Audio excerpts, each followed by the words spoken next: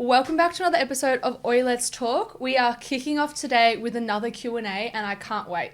Again, I know we say this every single time we do a Q&A, but thank you so much for sending in your questions. We really appreciate it. And if you did want to get involved with our Q&A segment, head on over to our Instagram because that's where we leave a Q&A box for you guys to drop any of your hot-hitting questions that you want us to answer. And you guys have not held back again, and we are so grateful for you submitting questions. And again, I mean, we say this every fucking episode. I feel like I just repeat myself. It's just needed. my life, it's part isn't of it. It's fine. Anyways, we say this every episode. There's a mixed bag. There's a mixed bag of questions today, and I'm really excited to get into them. Let's kick off. Question 1. Can I go into a fat loss phase without tracking calories?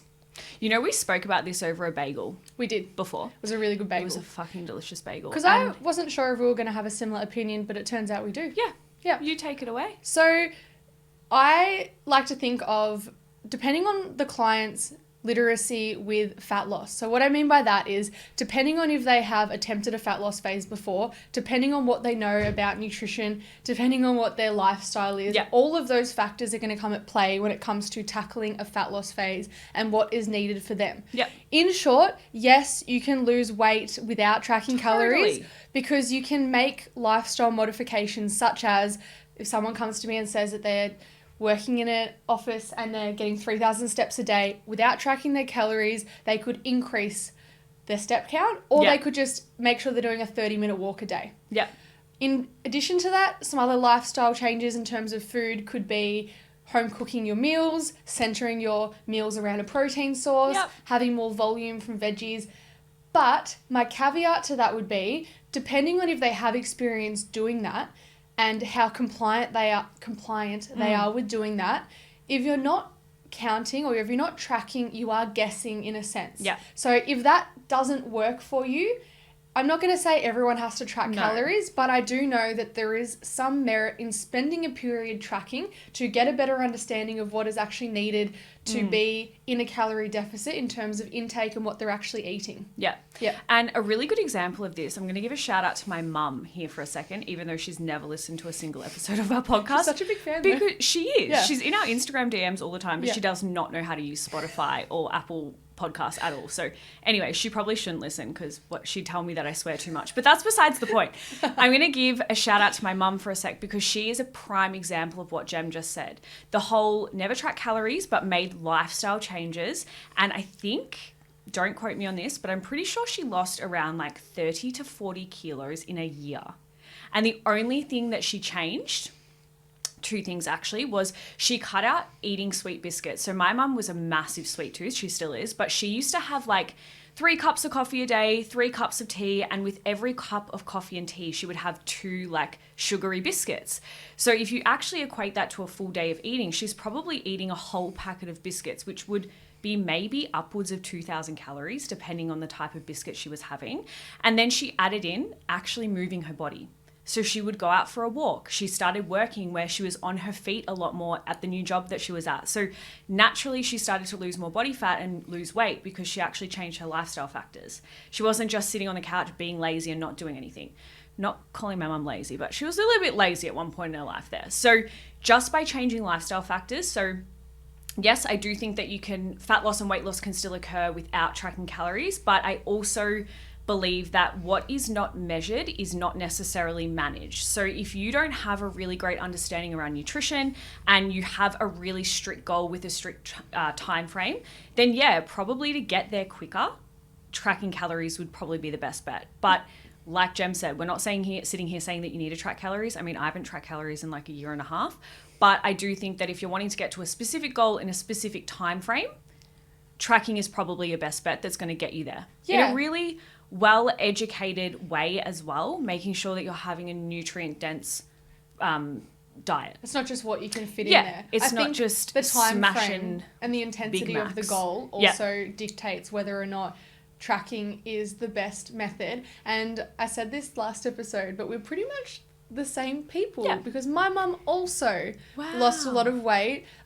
Purely, I started coaching her just from a lifestyle point of view. Yeah. And all she did differently was I educated her a bit on what she was eating. So I just said, can you just write what you eat for 3 days just so I can get an understanding? Food diaries. 100%. Great. And she was a very typical story of kind of not eating much brekkie and then being really hungry in the afternoon and kind of just eating like more junk food style food. And then at dinner wasn't really eating that much protein. So all we did was, one, she started doing laps around where she lives. Yeah. So her step count went up. And two, she just was more mindful of soft drink intake and made sure she had a proper breakfast and also just was more balanced with her meals. And those lifestyle changes, no tracking, is what led her to lose a substantial amount of weight. So shout out Deborah. Shout out Wendy and Deborah. 100%. But Mum actually listens to all of our episodes and texts me afterwards and says, I listened to your episode. Can so Deborah I love the support. Message Wendy and teach her how to use Spotify? Because that would actually be great. But wild. So that's a great example of, for a lifestyle client, for an older client in that example, that is all that was needed for their goal. 100%. But for someone who comes to us and says, I've got, you know, say 10 12 kilo, weeks, 10 kilo, I've got this goal that I've had, etc., that we think is doable for them, tracking is probably going to make more sense. Yeah. And also as well, I always think like tracking is a really great tool that you can utilize at different points of your journey. So if you learn how to track, it's not a forever thing. Yeah. It's just something, another tool in your toolbox that you can utilize and pull out when you need to use it. Absolutely. Alrighty. Question 2. How do you go with making big decisions in business? I love this. A lot of my decision making comes down to what feels really good. Same. And then me coming up with justifications for if it's a cost thing or if it's a time frame thing. I have to be able to visualize how it's going to work. Yep. And then if it feels good, so who's involved? Like when you came to me and said, co-host the podcast, that felt good and it's always felt good. Yeah. And it was a fuck yes. So a lot of what I do is based on how it feels around that, like what is my gut feeling straight away, and then secondly, is it viable? Can I actually dedicate time to it? And I'm happy with making big expense decisions like investing in a course, investing in this, if I can justify it somehow with what I'm needing at the moment. Yeah.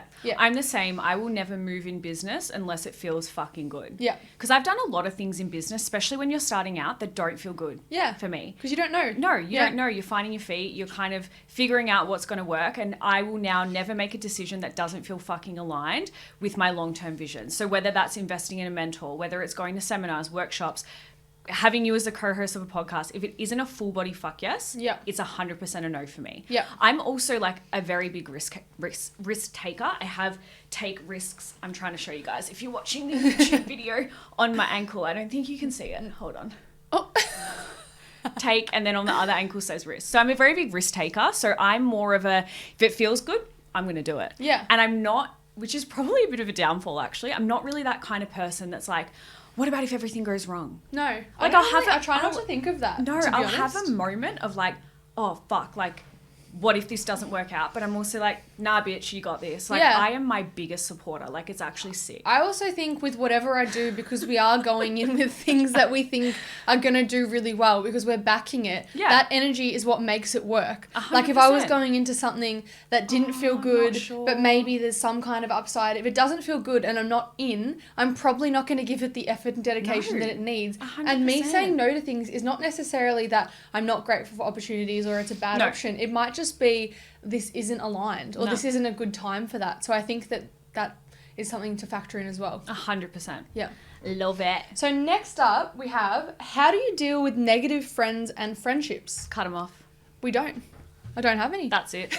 Next question. But in saying that, if somebody was overly negative and belittling me or putting me down or my friends down, which I'm even more protective of, I would create distance. I'd first voice that, you know, I don't want to speak about people like that, or I don't appreciate how you're speaking to me. And secondly, if that wasn't picked up, I would just create distance and and drift apart from them, or, you know, not let them in so close to me, because I don't have time for that. The people that are in my inner circle are very diverse, but we all back each other, and we've all got each other's back. So I don't have time for that kind of negativity. No. And I actually spoke with a client recently in the last week who's been kicking goals, she's lost a substantial amount of weight, she's killing it in the gym, and she was telling me that she was experiencing quite a lot of negativity, workplace and friendships, just like making little comments about the progress. And I was explaining that when I left my corporate job and when I kind of changed careers, like, people make little digs. Always. And a lot of the time I truly believe that it's either a projection because they feel like they're not doing enough, or it's just like tall poppy syndrome. 100%. Are we the same fucking But it is. It's just kind of like cutting you down a bit. Yeah. And all I can think, and what happened in my situation, was like the same people who have something to say are probably the same people who are going to be asking for you asking advice 100%. in 6 to 12 months' time. So I just think that if there is those people, so they're not those direct friendships, but they are in your network, just don't give them the response that they want. Be so unbothered and be selective. 100% be selective with who you let in, but also be so unbothered by the noise that you are so focused on what matters to you and the friendships that you actually want to give energy to, that you don't feel impacted by it. 100%. I'm the same. I'm very cutthroat in this kind of realm. I'm not a confrontational person, but I'm very cutthroat. If you show me disrespect, no loyalty, you're talking shit, you're negative around me, I don't tolerate it. I struggle with it. I am 100% off. Yeah. And I'm that kind of person, when someone does something to me that I'm not necessarily a fan of. Yeah. You're done. Yeah. You're in the bin. Yeah. And I know that's probably, again, not a really good thing. And I'm not ever a grudge holder. I'd never be an asshole or anything, but it's just creating that distance, and also just understanding, like, you need to have boundaries and set the standard in your own life. Yeah. What I expect and what you expect from me. Yeah, exactly. Yeah. And if you're not setting that standard in all of your relationships, all of your friendships, even in your work and in your business and everything else, like, it's time for you to start setting that standard. Because I can say now, like, I've got a very small circle of friends, and like you said, all of them are fucking fiercely loyal. They always hype me up. They will never question anything that I'm doing. They're just like, fuck yeah, you can do it. Yeah. And to be honest, like, I've had a lot of people in my life, probably same as you when you left your corporate job, being like, she's not going to make it. What a fucking idiot. Why would she do that? The comment that stood out, PTs are a dime a dozen. Like, if I listened to that, I would still be there and I probably would have been sad. Exactly. Yeah. And now look at you happy. In a podcast studio living your best life. Literally, so, what is it? It's a Thursday at 2 p.m. and I'm making a podcast with my bestie. This is exactly where I want to be right now. Where we want to be. And we created that. Exactly. And if we were listening to negative friends, but I guess if you are somebody that's dealing with a negative friendship, create that distance, create the space, voice how you're feeling. Yep. If they can't respect that boundary that you're setting in that relationship, create distance. It's time to move on. Yeah. You will find the most aligned friendships when you start living true to yourself and setting those boundaries. Absolutely. Alrighty. How to move through stagnancy in your business. Okay, I actually made a story on Instagram about this the other day because somebody asked me a very, very similar question. I like that. I think that I look at business stagnancy or slow periods in your business very differently probably to a lot of people. Yeah. So when this first used to happen to me in business, I would go into panic, like, oh my God, my life is over. I'm a one-hit wonder. Like, nobody cares about me anymore. It'd be a whole array of emotions, right? Which is just honestly stories that I'm telling myself, limiting beliefs to keep myself playing small. Yeah. And also listening or feeding my ego a little bit more. Yeah, yeah. Because obviously when our ego is fed, something that tries to keep you feel safe, to keep you feeling safe rather. So when I actually was able to look at stagnancy in business, I need to start that part again. He'll edit this out. Yeah. So, because I just kept stuttering. So when I am looking at stagnancy in business, I like to look at it as actually a good thing, because this is a period in your business where you can actually tap into the things that you haven't been doing, whether that's your admin, whether it's getting more creative, whether it's filming more content, whether it's hiring a podcast studio and recording a podcast that you said that you've wanted to do for the last 6 months that you haven't done. Yeah. So quiet periods in business are normal in any industry, whether you're in the online space, health and fitness, mindset, you're a hairdresser, a beauty, whatever. There is always going to be slow periods in business, but being able to utilize these periods for working on a plan to grow, working on something new that you're doing and actually giving time and space for you to nurture your current clients is really fucking important. And another thing just to add is your business actually slow, or are you paying too much attention to vanity metrics? Yes. Are you doing your own dick in by sitting on Instagram, watching what every other coach is doing, looking at how many people are viewing your stories, that your Instagram stories have gone from fucking 700 views to 70 views, and then being like, oh my God, I'm the worst. Everyone hates me, blah, blah, blah. Or is your business actually still moving, but you're basing how well your business is going on these vanity likes and vanity metrics? Because if you're doing that, put your fucking phone away. Yeah. I'm going to lead into that point and then also say what I would do during those periods. So again, I think that if you focus or hyperfix on likes and content engagement and things like that, or if you focus too much on what everybody else is doing, you're just not going to feel good enough. No. And it's not going to be helpful. I think you just should focus on consistency with showing up on social media if you want to have an online business. And being authentic. Yeah, just show up as you are, be consistent. It doesn't have to be perfect. That is what's going to keep business coming in, is that visibility and that trust and connection that you create by continually showing up. If there is a slower period of business, like less leads inquiring and things like that, I would pivot and think, first of all, I'd think, what time of the year is it? Yep. Is it December, January? Is everybody away? If it's something like that, which, makes sense, I would think, what can I do during this time? Can I come up with a different product that's going to help people where they're at the moment? How can I, make the most of the clients I have at the moment, potentially support them and ask them what else I can do to hone in on my services. I think that's really good. Sending things like feedback questionnaires and all of that. So you've got this slower period where you might have some more time, but during that period, you're actually becoming a better coach. Yeah. Something else I'd also upskill. There's a few courses I really want to do, mainly counseling, psychology, and an athlete course. Yeah. And it hasn't happened yet, but I'm like, when it gets quiet and like something happens, as in the next 6 months, which it will, because prior to the summit, I was like, oh, it's going to happen now. And then I was distracted by that. But essentially, I want to do that, is I'm just going to spend more time doing that kind of stuff, because it's normal. Things are not linear. So you will have periods where you have lots of leads and then less leads. And if you become too emotionally attached to that and attach that to your worth, you're going to need to create more resilience for the longevity of your business, because you just need to be able to cop it. Yeah. It's normal. Every business will face that. And 100%, I think a lot of people get into business and they make it about themselves. Yeah.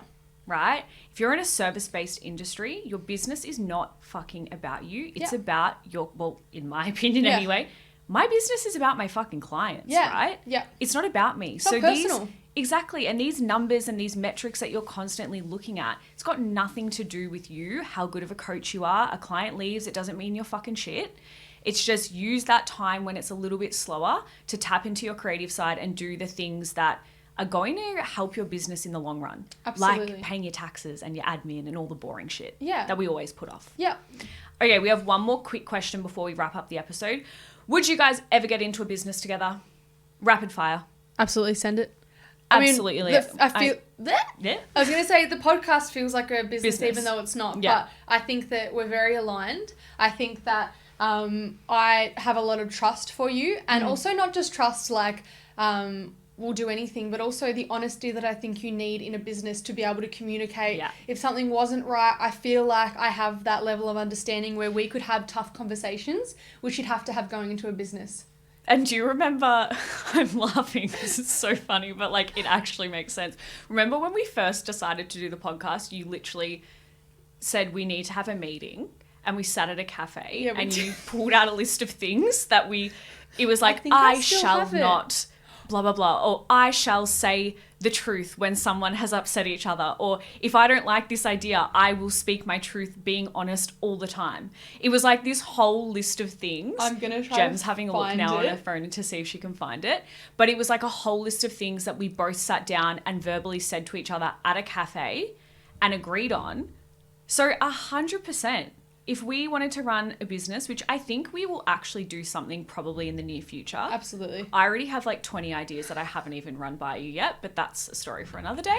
But yeah, 100%. Can we find it or no? I'll find it another time, but We'll find it and post it on our Instagram. A quick summary. It was like, thou shalt always be honest. Thou shalt, because have open communication. I think like, even though that is probably an unspoken obvious thing, I personally feel like if you're a relatively new friendship, we have obviously gotten along so well since day one, same room, but I just wanted, because I feel like sometimes I can just be oblivious to things. So it wasn't even just for you. It was just, I want you to know that I want to have that kind of friendship. Like the level of friendships that I'm allowing in are friendships that are like that. It was like, thou shalt communicate, thou shalt bring up any kind of issues, like problem solve. And that's a perfect example of, one, the kind of friendships that I have, and two, the reason why I would go into business with you. Amen. Amen. Alrighty, guys, that wraps up today's episode. As always, thank you for sitting and listening to us talk some shit. 100%. I hope that you guys enjoyed it. And if you did like today's podcast, share, like, follow. We are on YouTube. You can watch us in long form content, which is a great addition. You can follow us on TikTok because that's new and that's spicy. You can always share, save, like all of our goods on Instagram. If you like us, engage with our content so we know and we'll make more. Okay. Love you guys. Bye. Thank you. Bye.